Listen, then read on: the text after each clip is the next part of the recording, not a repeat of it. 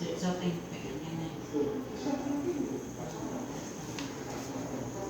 assalamualaikum warahmatullahi wabarakatuh. Untuk praktikum hari ini kita masuk ke topik titrasi redoks jenis iodometri, dimana kemarin sudah kita bahas.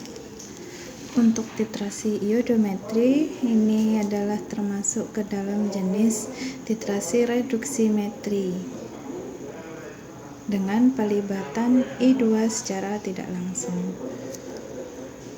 Prinsipnya yang digunakan di sini adalah sampel yang bersifat oksidator direduksi dengan kalium iodida berlebih, kemudian akan dihasilkan ion I2 atau iodium, yang selanjutnya nanti I2-nya akan dititrasi dengan larutan baku Na2S2O3. Untuk dasar teorinya di sini sama seperti yang kemarin. Jadi langsung saya lanjutkan menuju metode. Nah, di metode ini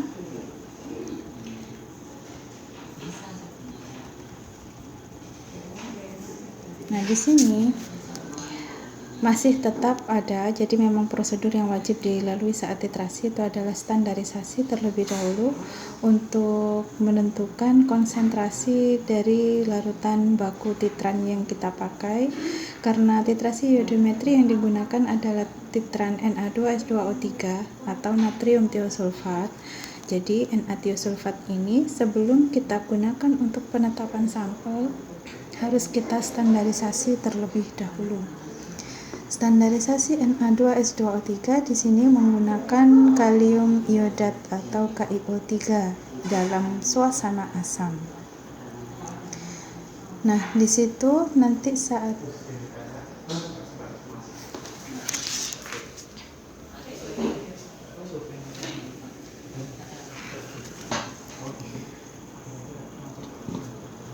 saya lanjutkan untuk penetapan pembakuan larutan.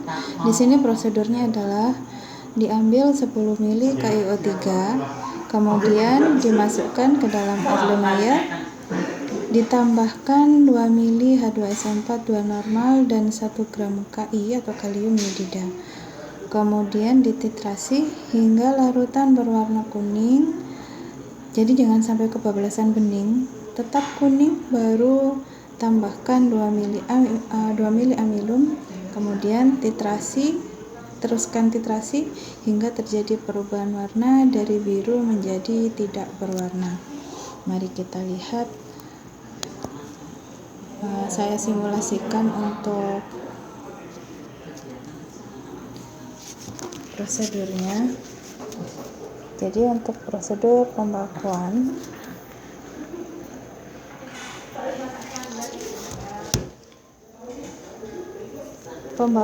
Na2S2O3 menggunakan kalium iodat, di mana yang bertindak sebagai titran yang kita pakai adalah Na2S2O3 dan yang kita pakai adalah KiO3. Tadi kita ambil 10 ml KiO3, kemudian ditambahkan H2SO4. Kita lakukan dalam suasana asam.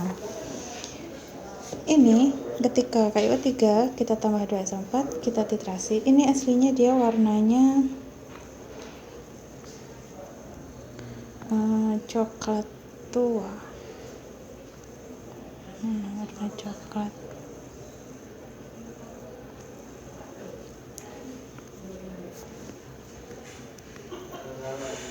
Nah, ketika KiO3 ditambah dengan ditambah dengan Ki dan H2SO4, warnanya akan jadi coklat tua.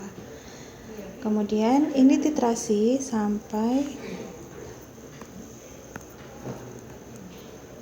larutan menjadi warna kuning muda. Jangan kebablasan bening. Kalau kebablasan bening, Anda harus mengulang dari awal. Jadi dari coklat, ketika sudah masuk ke kuning muda, titrasi hentikan, catat volumenya, berapa volume Na2S2O3 yang dibutuhkan selama titrasi untuk mengubah warna coklat menjadi kuning. Kalau sudah kuning, ditambahkan indikator amilum. Ketika ditambah indikator amilum, nanti warnanya jadi biru, menjadi biru tua. Kalau sudah jadi biru tua, nanti lanjutkan titrasi.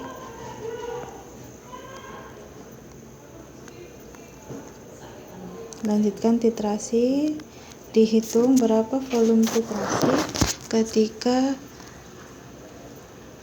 larutan sudah berubah menjadi bening. Jadi untuk titrasi yang kedua, ini perubahan warnanya dari biru menjadi bening. Kita catat sebagai V2. Berarti volume titrasi yang dibutuhkan itu adalah total V1 plus V2. Mulai dari warna coklat tua sampai kuning, kemudian dari biru jadi bening. Itu ditotal sebagai volume titran yang dibutuhkan.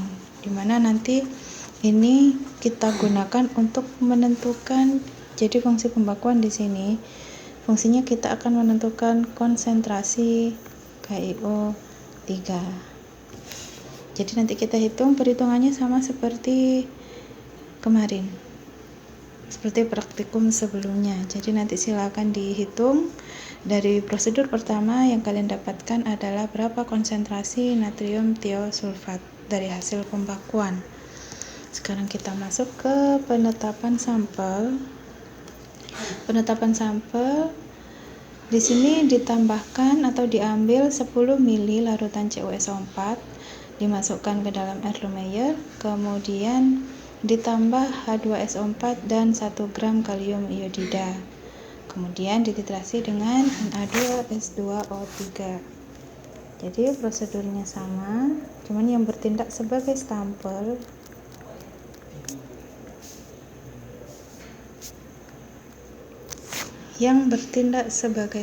di sini adalah CuSO4. Ketika larutan CuSO4 ini kita tambahkan H2SO4.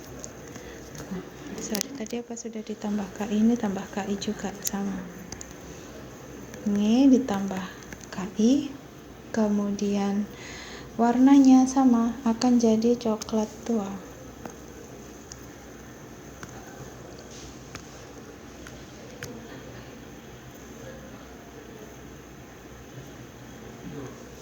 Kemudian kalau sudah coklat tua, silakan dititrasi. Mulai proses titrasi sama sampai warna kuning muda, jangan kebablasan. Kalau kebablasan bening, ketika ditambah indikator amilum tidak bisa menjadi biru. Ketika kuning, ini tambahkan indikator amilum. Di situ di prosedur ditambahkan indikator amilumnya sebanyak 2 mili. Ditambah amilum, nanti warnanya jadi biru tua. Kalau sudah biru tua, baru dilanjutkan titrasi. Lanjutkan titrasi, ini tadi adalah sebagai V1, titrasi yang kedua V2, dititrasi dari perubahan warna dari biru menjadi bening. Silakan dicatat volume titrasi sebagai V2, berarti V total titran yang dibutuhkan adalah V1 plus V2. Kemudian dari hasil penetapan sampel, ini prosedur penetapan sampel. Kalau penetapan sampel berarti konsentrasinya siapa yang harus kita hitung, karena yang bertindak sebagai sampel adalah CuSO4, berarti yang harus kita hitung adalah konsentrasi dari larutan CuSO4. Karena untuk menghitung membutuhkan mekanisme reaksi supaya tahu berapa koefisiennya, di sini saya berikan untuk reaksinya adalah seperti ini. Sebentar.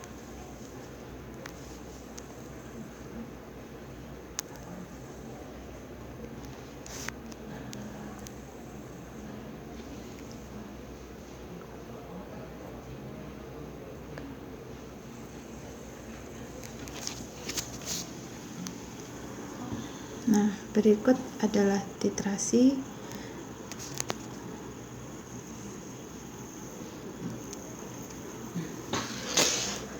Ini adalah mekanisme reaksi yang terjadi saat proses pembakuan.